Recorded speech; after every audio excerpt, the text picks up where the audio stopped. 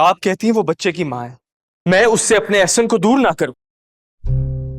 क्या हो गया बेटा, इतना नाराज क्यों हो रहे हो? कब से मैं उसे फोन कर रहा हूं और वो है कि मेरा फोन रिसीव ही नहीं कर।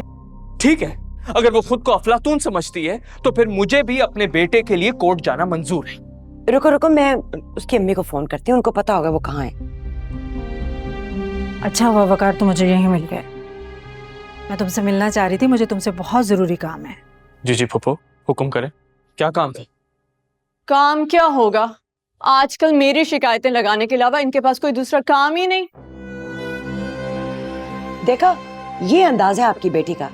जब आपके साथ बात करते हुए इसने अपनी आंखें माथे पे रखी हुई हैं, तो सोचे मेरे साथ क्या करती होगी। अम्मा आप ये सब छोड़े और प्लीज फोन मिलाएं।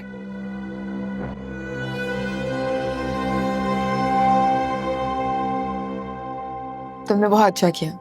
वैसे भी आज मुझे अम्मी के पास रुकना था।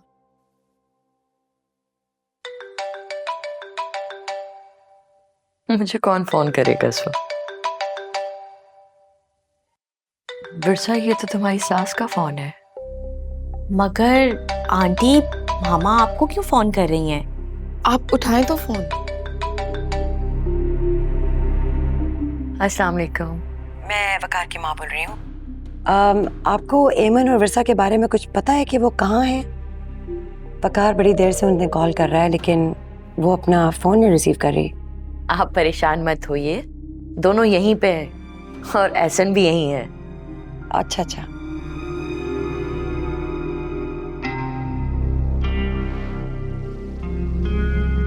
ईमन, मुझे तो पता ही नहीं चला वकार की इतनी सारी मिस कॉल्स आई हुई हैं। जिस वक्त आपका फरमान से झगड़ा हो रहा था, मेरे ख्याल से भाई ने उस वक्त आपको कॉल्स की हैं, और मुझे उस वक्त की होंगी जब मैं रास्ते में थी और मेरा तो फोन साइलेंट पे था, मुझे तो पता ही नहीं चला। वो तो ठीक है, लेकिन इतनी सारी कॉल्स क्यों की हैं वकार ने? वो एहसन से मिलने और उसके लिए कुछ चीजें लेकर आना चाहते थे। आप तो कह रही थी वो अपनी अम्मी के घर से वापस आ गई, लेकिन ये तो वहीं मौजूद है। और मुझे ये समझ में नहीं आ रहा कि एमन उसकी मुलाजमा क्यों बनी हुई है। अगर विरसा को बच्चा रखना है तो रखे शौक से, मगर एमन को क्यों जबरदस्ती रखा हुआ है?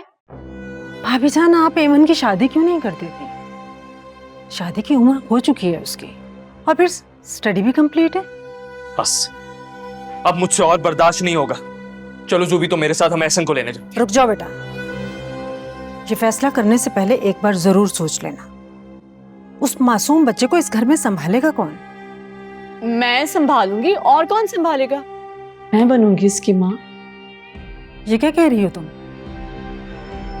तुमने तो कहा था मासूम बच्चा तुम नहीं संभाल सकती। छोटे बच्चे संभालना तुम्हारे बस का काम नहीं है। तुम्हारी आजादी को खतरा लाहक है, और अब तुम कह रही हो कि तुम उसको संभालोगी। ये क्या कह रही हो?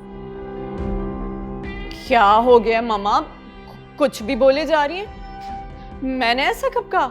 हाँ, अच्छा, तो ये सब मैंने ख्वाब में देखा होगा शायद, कि ये खुद मेरे पास आई और इसने ये सब मुझसे बोला। हाँ, क्या ये सच है जूबी? नहीं वकार, मैं तो देखो बेटा, मैं इसकी माँ हूं। अगर जिद में आकर तुम अपना बच्चा इसके हवाले कर दोगे, तो तुमने सोचा क्या होगा उस मासूम बच्चे के साथ? क्या होगा? वो मेरी निगरानी में होगा और सब अच्छा होगा। तुमने कह दिया और सब अच्छा हो गया।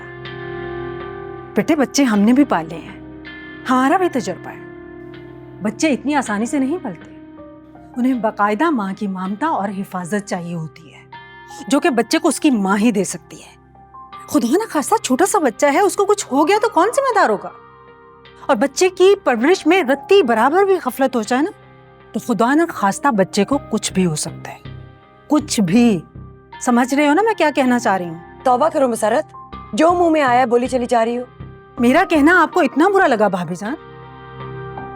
जरा सोचिए आप, अगर खुदा न खास्ता ऐसा वैसा कुछ हो गया तो कौन जिम्मेदारी लेगा? जूबी या ये वकार? तुम सही कह रही हो मुसरत, लेकिन मैं कैसे समझाऊं? इसको पता नहीं क्या खुशफहमी होगी कि जूबी जो है इसके बच्चे की माँ बन सकती है। हरगिज नहीं भाभी जान, विरसा उस बच्चे की माँ है, और इतनी छोटी उम्र में बच्चे का अपनी माँ के पास होना बहुत जरूरी है। मुसरत ठीक कह रही है। तुम बच्चे को किसके हवाले करने लगे हो?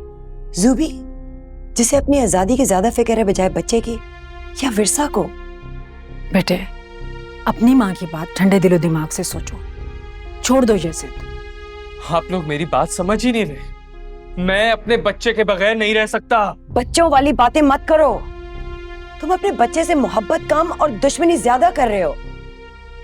बेटा, तुम जब भी उसे मिलना चाहोगे तुम मुझे बताओ, मैं उसे यहाँ ले आऊंगी।